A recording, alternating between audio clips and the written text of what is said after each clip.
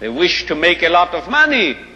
In Europe, every American student, even more every American adult, is regarded as someone who is just out to make a lot of money. Really, 16% of these students regarded their main goal and concern in life to make a lot of money. I'm quoting literally, make a lot of money. And you know what the top class, the top category, we say category, what do you say? Category was among, you excuse me, but I know I am speaking a marvelous accent without the slightest English. Now,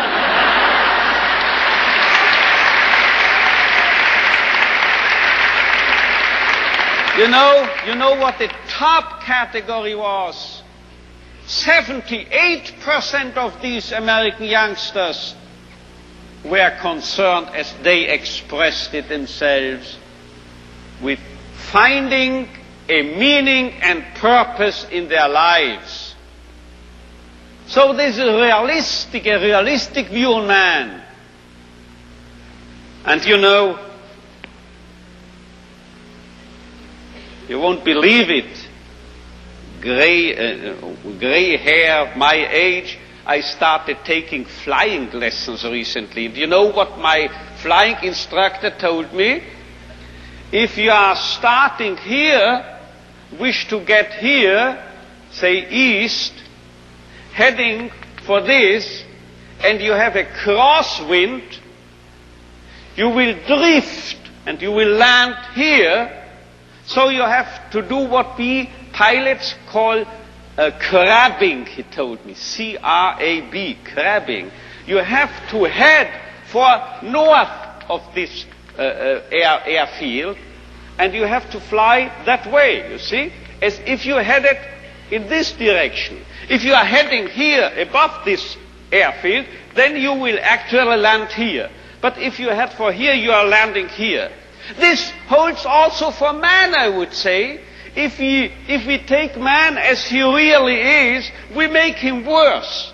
But if we overestimate him,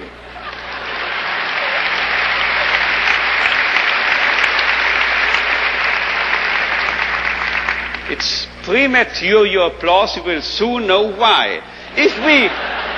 If we seem to be idealists and are overrating man, and looking at him that high, here above, you know what happens?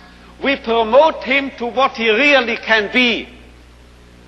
So we have to be idealists in a way, because then we'll wind up as the real realists. And you know who has said this? If we take man as he is, we make him worse. But if we take man as he should be, we make him capable of becoming what he can be. This was not my flight instructor, this was not me, this was Goethe. He said this verbally. And now you will understand why I, in one of my writings, once said, this is the most apt maxim and motto for any psychotherapeutic activity.